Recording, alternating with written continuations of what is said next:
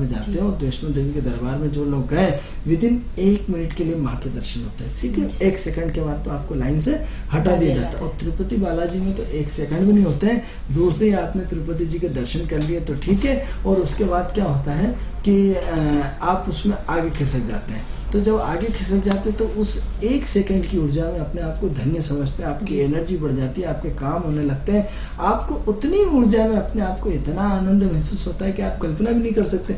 जब 1 सेकंड के ऊर्जा में इतनी ताकत है तो हम अपने घर की ऊर्जा को यदि पवित्र भगवान का मंदिर मान करके उसके आसपास चक्कर लगाएंगे तो कितनी बड़ी ऊर्जा हो जाएगी, कितनी पावरफुल ऊर्जा हो जाएगी कि जिसकी कल्पना भी आप नहीं कर सकते। तो मित्रों, आपको अपनी सोच में परिवर्तन करना पड़ेगा। आपको अब क्या करते हैं, मैंने कई लोगों का अरे साहब वास्तु वाले ठगते हैं, अरे साहब ज्योतिष वाले ठगते हैं। अरे तो ये नहीं देखते कि पहले एक ज्योतिष का घर राजा चलाता था और राजा के अनुरूप रखता था, आज ज्योतिष को अपना घर खुद चलाना पड़ता है। तो आज आप उसका शोषण करेंगे, नहीं देखेंगे तो प्रकृति माफ कर देगी आपको।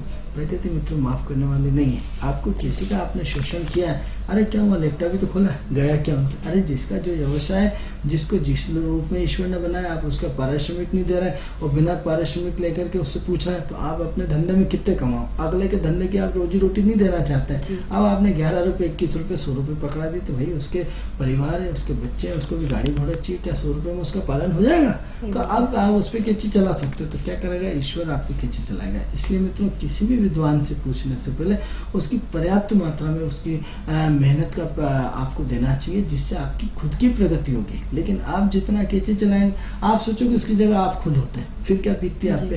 तो जीवन में देना सीख लें तो ऑटोमेटिक बढ़ जाएंगे। अब आप देना नहीं चाहते, लेना ही लेना चाहते हैं, तो ऐसा नहीं, जिससे भविष्य आप अपनी नई चीजों के लिए वो आनंद जी अपनी चर्चा को विराम देंगे जी। हेलो हेलो हेलो, हाँ जी, कहाँ से, कौन बोल रहे हैं आप? हेलो हेलो, हाँ बोलिए। किसी कारणवश कट गया हमारा कॉल जी। तो आनंद जी, आज के लिए आपने जो हमको चर्चा दी उसके लिए इतना फिलहाल ठीक है, मतलब देख लेते हैं इसको जी। हेलो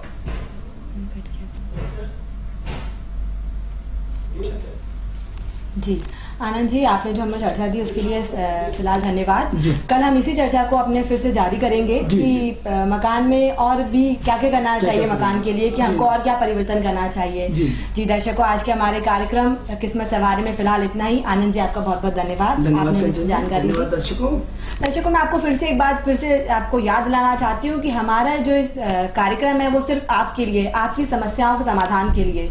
आप बस हमें इस नंबर पे कॉल करें जो हमारे टीवी स्क्रीन पे फ्लैश हो रहा है। आपकी भी कोई छोटी सी बड़ी समस्याएं होंगी, आप भी कुछ जानना चाहते होंगे कि आपको भविष्य में क्या करना है, आप कैसे विदेश जाएं, कैसे आपकी शादी हो, या फिर आप जो भी अपनी समस्या बताना चाहते हैं, आप आनंद जी से डायरेक्ट बात कर सकते हैं, अपनी समस्या बताएं और आनंद जी आपकी समस्या का निराकरण करेंगे।